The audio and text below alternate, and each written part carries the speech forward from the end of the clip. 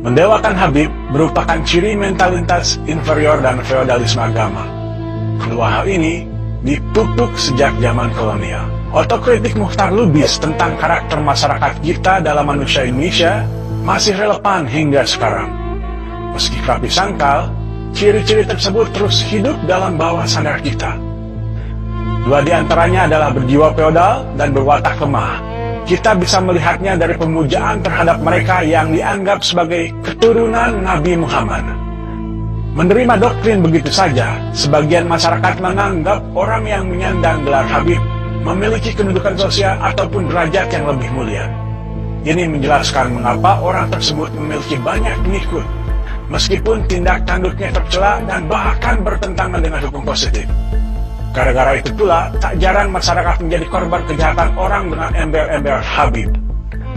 Orang awam mempercayai begitu saja omongan mereka, seperti pada sejumlah kasus Habib palsu di Kalimantan Selatan dalam beberapa tahun terakhir. Perkara Ahmad dan Asegaf yang disebut polisi berinisial JMW juga mencerminkan dua ciri masyarakat seperti yang dimaksud oleh Muchtar Lubis. Ahmad membentuk grup pengajian di WhatsApp dan mentasbihkan dirinya sebagai guru bagi para pengikut.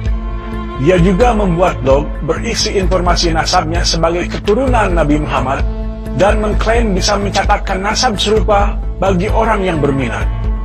Sejumlah orang yang terobsesi mendapatkan gelar Habib lewat jalur pintas ini kemudian rela merogoh kocek. Keinginan untuk mendapatkan status Habib, bahkan meski harus membayar sejumlah uang, merupakan contoh nyata masih lestarinya feodalisme agama. Dengan memiliki gelar Habib, seseorang punya modal untuk memiliki kekuasaan religius seperti menjadi ulama. Meskipun gelar ini tak menganugerahkan hak yang istimewa bagi penyandangnya, anggapan sebagian orang Indonesia bahwa keturunan Nabi wajib dihormati membuat gelar tersebut menjadi penting.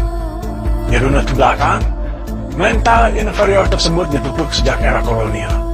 Pemerintah Hindia Belanda membagi 3 golongan, yaitu orang-orang Eropa yang menempati kelas sosial teratas, orang-orang Timur Asing, termasuk orang Cina dan Arab sebagai kelas menengah, dan orang bumi putra di lapisan terbawah.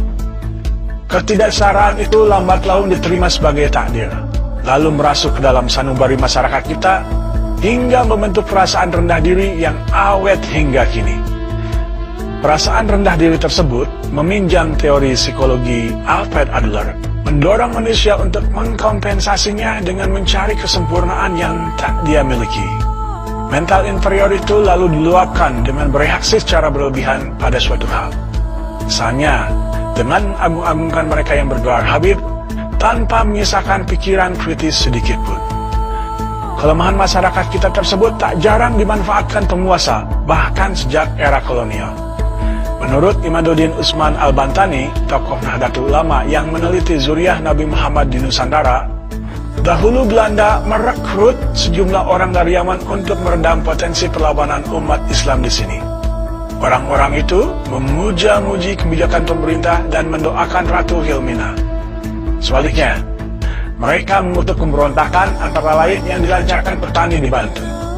Karena dianggap sebagai keturunan Nabi, perkataan mereka banyak didengarkan oleh umat Islam di Hindia Belanda. Perdebatan Imaduddin Usman Al-Bantani dengan sejumlah Habib menarik diikuti. Penelitian Imaduddin menyimpulkan bahwa sejumlah keturunan Nabi di Indonesia terputus nasabnya sehingga perlu diragukan. Kalaupun kemudian ada penelitian lain yang membantah temuan Imaduddin, perdebatan soal keaslian keturunan Nabi semestinya sudah cukup menyadarkan umat bahwa silsilah dicatat oleh manusia dan karenanya bisa mengandung dhaif. Perbongkarnya jual beli gelar Habib merupakan bukti lain bahwa status Habib bisa saja didapatkan dari rekayasa. Karena itu, fanatisme terhadap keturunan Nabi patut dikritik. Selain melestarikan sifat rendah diri, hal itu juga mengingkari kodrat bahwa setiap manusia terlahir setara. Dalam bahasa Buya Ahmad Safi Ma'arif, mendewa-dewakan keturunan Nabi merupakan bentuk perbudakan spiritual.